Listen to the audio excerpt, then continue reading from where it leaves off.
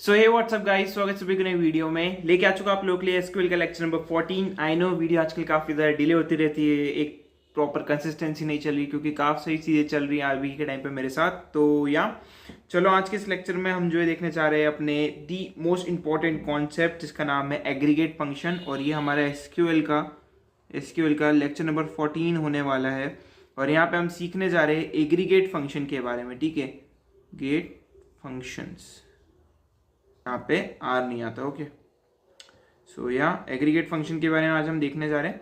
एक चीज का ध्यान रखना, आज के इस लेक्चर में हम सिर्फ इसके बारे में समझेंगे। आज हम कुछ करने नहीं वाले, आज सिर्फ इसका ओवरव्यू लेंगे और इसके अंदर क्या क्या चीजें, क्या क्या फंक्शंस है उसको समझेंगे। लेटर ऑन इन सारे फंक्शंस को एक एक करके समझना जरूरी होगा। ठीक है, तो सबसे पहले बात करते हैं कि यार एग्रीगेट फंक्शन की जरूरत ही क्यों पड़ी, क्योंकि एक एग्जाम्पल से समझेंगे तो डेफिनेशन विद इन मिनट समझ में आ जाएगी। ठीक है, सो सपोज आप एक अमेजोन के एम्प्लॉय हो। ठीक है, आपको आपके मैनेजर ने काम दिया है to print all the data in the table. ठीक है, तो यार आपको जो है कस्टमर नाम की टेबल यहाँ पे गिवन होगी। सपोज एक मैं कस्टमर नाम की छोटी सी टेबल यहाँ पे क्रिएट कर लेता हूँ।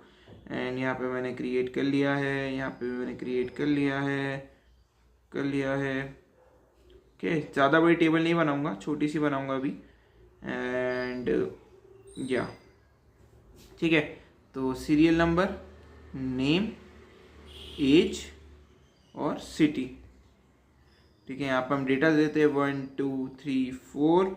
नेम दे देते हैं XYZ ABC DEF HIG। Okay, यहाँ पे एज दे देते हैं 21 25 28 29। ओके, यहाँ पे सिटी भी हम दे देते हैं इंदौर, उज्जैन, भोपाल, और हम दे देते हैं एक और, कहाँ दे दे और अभी हम देते हैं नागपुर। ओके, तो यहाँ पर हमने चीज़ें प्रोवाइड कर दी है। नाउ अभी आपके मैनेजर ने आपको क्या बोला है कि भैया आपको जो है इस पूरे के पूरे टेबल का डेटा प्रिंट करना है। ठीक है, इस पूरे के पूरे टेबल का डेटा प्रिंट करना है। तो आप सिंपली क्या करोगे, लिखोगे select star from customers table. ठीक है, जो भी टेबल का डेटा है ये पूरा का पूरा डेटा प्रिंट कर देगी। बट नाउ आपके मैनेजर ने बोला don't provide me the data rather than data, provide me count of people, or we can say column present in data.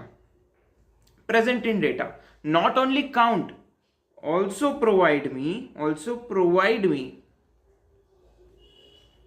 maximum, minimum and average of what we can say age,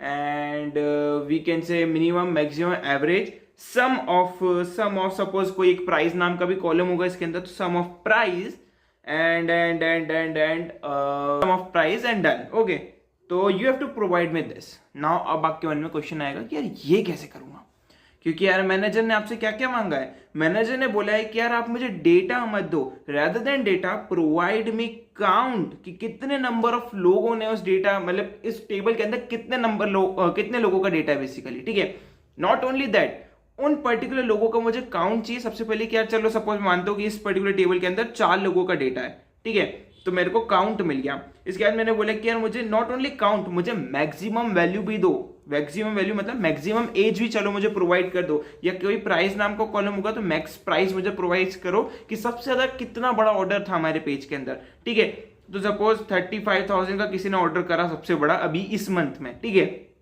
सबसे पहले फिर उसने बोला कि मुझे minimum value भी provide करो, minimum value भी प्रोवाइड कर दो। तो मिनिमम वैल्यू थी कि 500 रुपए का ऑर्डर हुआ है सबसे कम वाला। ठीक है, उसके बाद बोला है कि एवरेज ऑफ एज भी मुझे प्रोवाइड करो, कि यार मुझे पता लगे कि कितने लोग एवरेज में हमारे इधर से परचेस कर रहे हैं, उनकी एज क्या है एक्चुअल में। तो सपोज एज निकल के आई है 19 साल। ओके, एंड यहाँ पे आपसे सम ऑफ प्राइस पूछा है कि यार कितना आपका टोटल हो रहा है, मेरी पूरी कितने लोगों ने अब तक ऑर्डर करा है, उससे हमारा टोटल कितना मुनाफा हुआ है।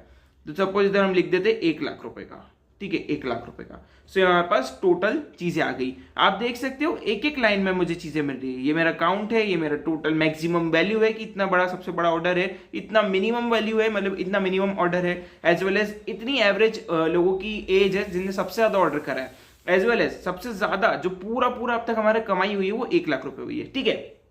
तो ये चीज समझ में आती है कि यार ठीक है ये सब चीजें हमें फाइंड करनी है। नाउ ठीक है, नाउ एक चीज यहाँ पे इंपॉर्टेंट है, यही चीजें सब निकालने के लिए, यही चीजें सब करने के लिए आपके सामने निकल के आया है एग्रीगेट फंक्शन का कॉन्सेप्ट। एग्रीगेट फंक्शन का यहाँ पे कॉन्सेप्ट निकल के आया है, ठीक है। तो यहाँ पे हम इसकी डिफाइन समझ लेते हैं एग्रीगेट फंक्शन की।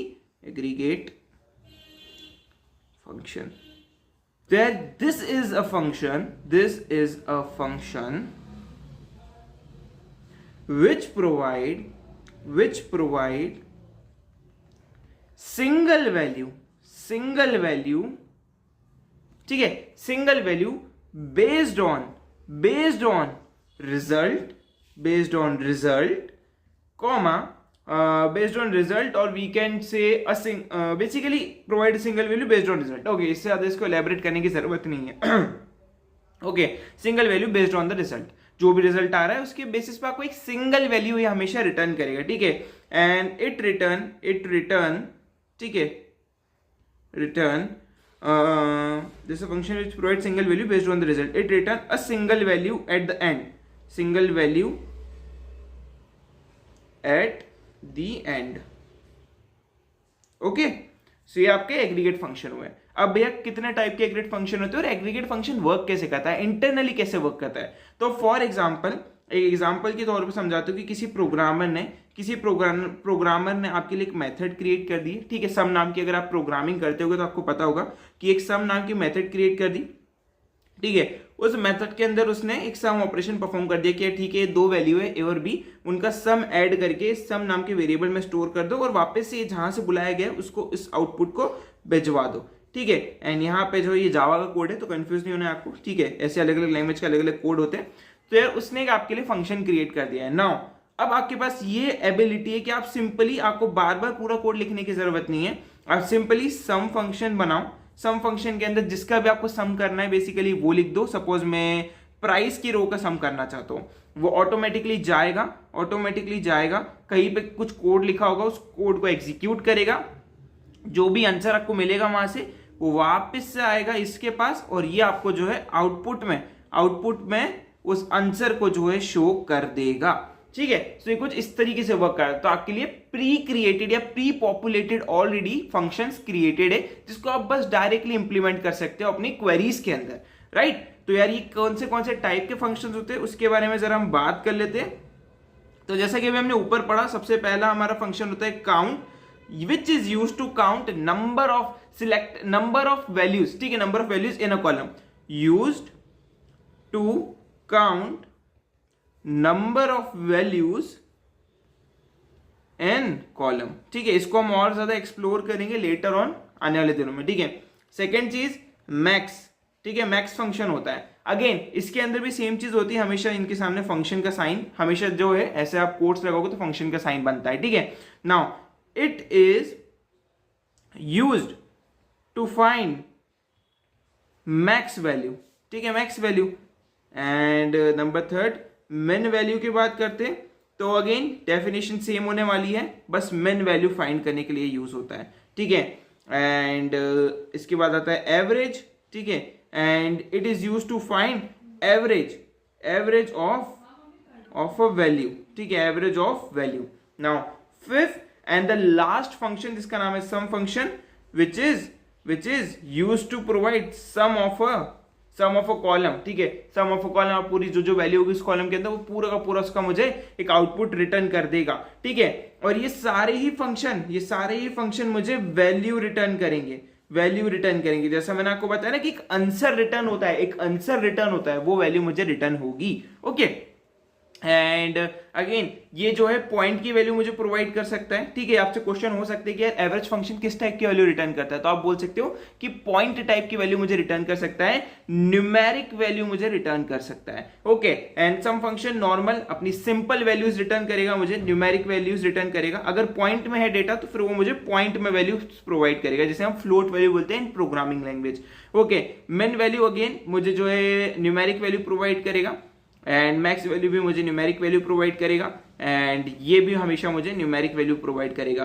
Count function never be gone count function never be a float value, because यार काउंट फंक्शन जनरली काउंट करके दे रहा है मुझे चीजों को कि यार इस रो में कितने नंबर ऑफ कॉलम्स है। फॉर एग्जांपल मैंने बोला कि इस पर्टिकुलर रो के अंदर कितने कितने डेटा है, कितने एज है, तो बोलेगा 1 2 3 4, एट द एंड मुझे 4 आंसर में रिटर्न हो जाएगा। ओके, तो कुछ इस तरीके से ये वर्क करने वाला है। हमने सारे फंक्शंस के बारे में समझ लिया, सारी चीजों के बारे में एक्सप्लेन कर दिया। सो यार ये लेक्चर यहीं पे खत्म होता है। लेटर ऑन आने वाले दिनों में हम एक एक करके इन सारे ही फंक्शंस को यूज करना सीखेंगे, देखेंगे कि एक्चुअली में चीजों पे वर्क कैसे करता है और कैसे इनको समझा जाए अच्छे से। लेटर ऑन जब हम ग्रुप बाय सीख जाएंगे तो ग्रुप बाय को डिटेल में एक्सप्लोर करके उसके साथ काफी ज्यादा ये चीजें यूज होती है, तो वो भी सीखेंगे। आप कंफ्यूज मत हो ना, ग्रुप बाय तो हम पढ़ चुके, ग्रुप बाय नहीं पढ़ा है अभी हमने, ऑर्डर बाय पढ़ा है। ओके, ऑर्डर बाय पढ़ा है तो वो चीज हम जल्दी सीखने वाले। सर आई होप आपको ये आज वाला लेक्चर अच्छा लगा होगा। मैंने ट्राई करा है जितना ज्यादा मैं इजी कर सकूँ आप लोगों के लिए उतना मैंने करा है। तो see you next video, till then take care, good bye.